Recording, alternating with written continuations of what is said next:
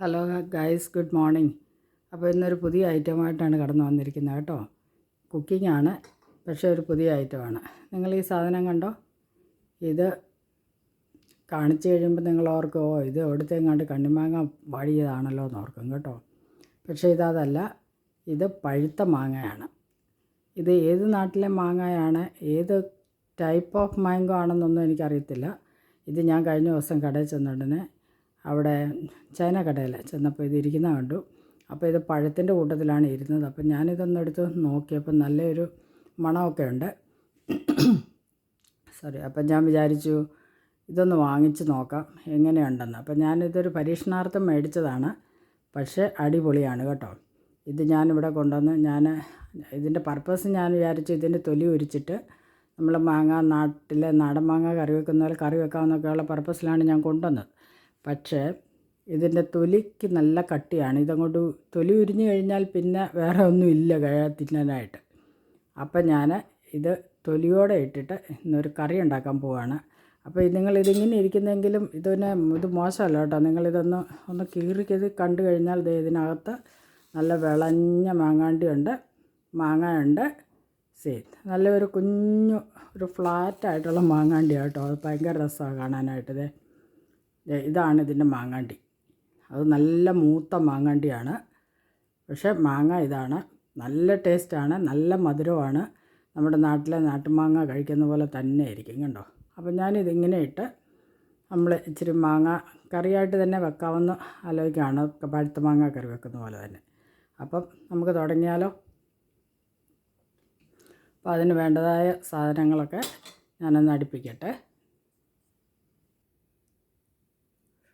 അപ്പം ഞാൻ ഇതെല്ലാം ഒന്ന് കീറി വെച്ചിട്ടുണ്ട് കേട്ടോ. ഞാൻ തൊണ്ടിന് കട്ടിയുണ്ടെങ്കിൽ അകത്ത് കയറിയില്ലല്ലോ എന്ന് വിചാരിച്ചു കേട്ടോ.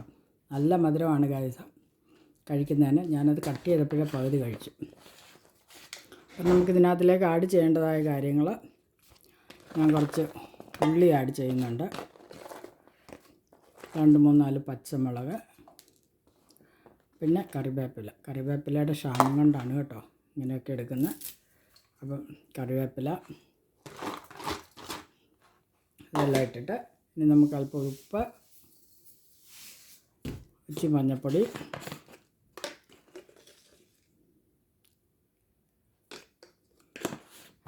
ഇച്ചിരി വെള്ളം കൂടെ ഒഴിച്ചിട്ട് നമുക്കിതൊന്ന് അടപ്പേ വെക്കാം.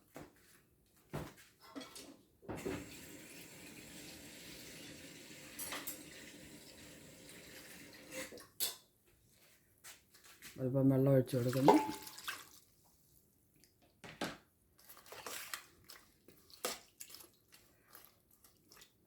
അപ്പോൾ നമുക്കിതൊന്ന് അടുപ്പേ വെച്ചിട്ട് വേവിക്കാം. അധികം വെള്ളം വേണ്ട, കാരണം നമ്മളിനി തേങ്ങ അരച്ചൊഴിക്കാനുണ്ട്. ഇച്ചിരി തൈരും കൂടെ ഇടാനാണ് ഞാൻ പ്ലാൻ ചെയ്യുന്നത്. അപ്പം ഇത്രയും വെള്ളം മതിയാവും. ഇതൊന്ന് വെന്ത് ഒന്ന് സോഫ്റ്റായി വരണം. അപ്പോൾ അതേ നമ്മുടെ മാങ്ങ ഒക്കെ വെന്ത് സോഫ്റ്റായി വന്നിട്ടുണ്ട് കണ്ടോ. എല്ലാം നല്ല ഇച്ചിരി പറ്റി വെന്തും എല്ലാം വന്നിട്ടുണ്ട്. ഇനി നമുക്കിതിലേക്ക് അരപ്പൊഴിച്ച് കൊടുക്കാം.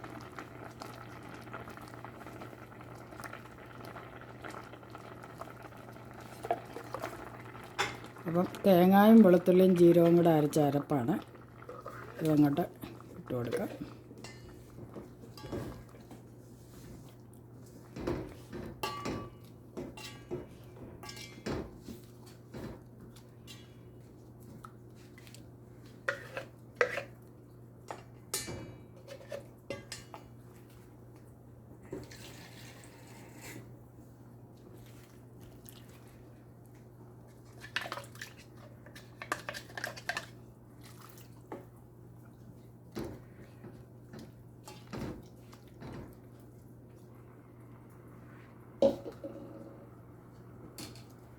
ഒരു 3-4 മിനിറ്റ് ഒന്നും കൂടെ ഒന്ന് അടച്ചു വെച്ച് വേവിക്കാം.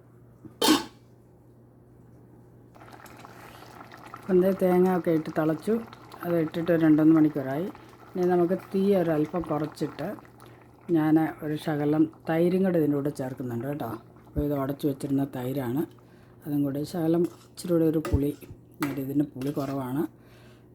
ഞാൻ പറഞ്ഞാൽ നമ്മുടെ സാധാരണ മാങ്ങ പോലെയല്ല, ഇച്ചിരി പുളി കുറവുള്ളതാണ്. നല്ല മധുരമാണ്. അപ്പം നിങ്ങൾ ആരെങ്കിലുമൊക്കെ ഇനി കടയിൽ പോകുന്നുണ്ടെങ്കിൽ ഇത് മേടിച്ചൊന്ന് ട്രൈ ചെയ്ത് നോക്കണം കേട്ടോ. നല്ല ടേസ്റ്റാണ്, വെറുതെ കഴിക്കാനും നല്ലതാണ്. ചുമ്മാ അത് ചപ്പി കഴിക്കാം, കറി വെക്കാം. ഇതെന്ത് മാങ്ങയാണ്, എന്ത് വർഗ്ഗമാണെന്നൊക്കെ ആർക്കെങ്കിലും അറിയാമെങ്കിൽ ഒന്ന് കമൻറ്റിലിട്ടേക്കണേ. എനിക്കിത് അറിയത്തില്ല, ഞാൻ ആദ്യമായിട്ട് വാങ്ങിയതാണ്, ഒരു ട്രയലിന് വാങ്ങിച്ചാണ്. അപ്പോൾ ഇതിന് വേണ്ടിയിട്ട് ഇനി നമുക്കൊന്ന് താളിച്ചൊഴിക്കാം. അപ്പോൾ അതിനുവേണ്ടി ഒരു പാൻ അടുപ്പേ വെച്ചിട്ടുണ്ട്. കുറച്ച് എണ്ണ ഒഴിക്കുന്നു.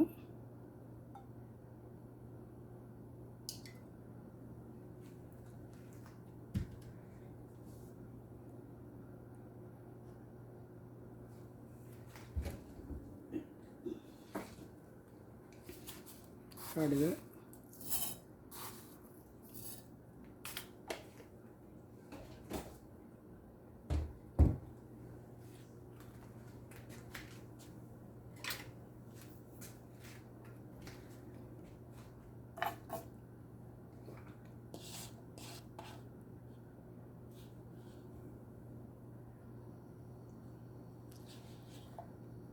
കുറച്ച് ഉള്ളിയും ഇട്ട് കൊടുക്കുക.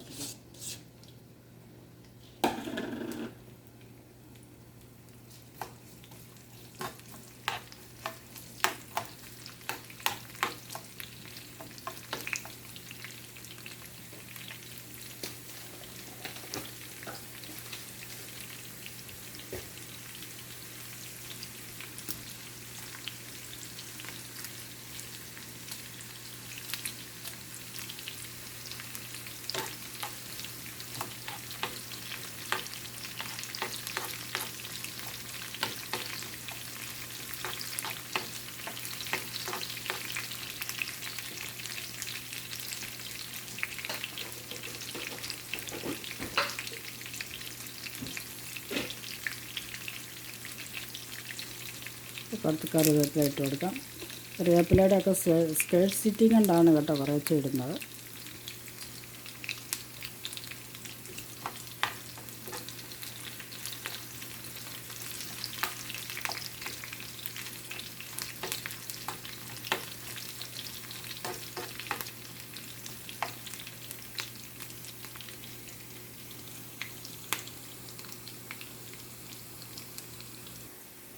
ഞാനതിലേക്ക് ഒരു ശകലം ഉലുവാപ്പൊടിയും കൂടെ ഇട്ട് കൊടുക്കുന്നുണ്ട് കേട്ടോ. മാങ്ങാക്കറിക്ക് എപ്പോഴും ഉലുവാപ്പൊടി ഒരു നല്ല ടേസ്റ്റാണ്.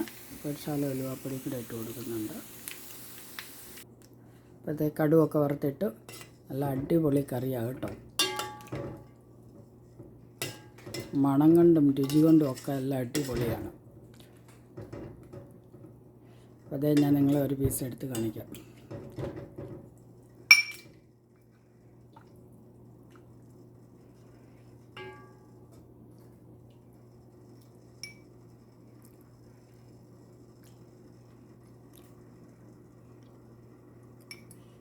ടേസ്റ്റ് ചെയ്യട്ടെ.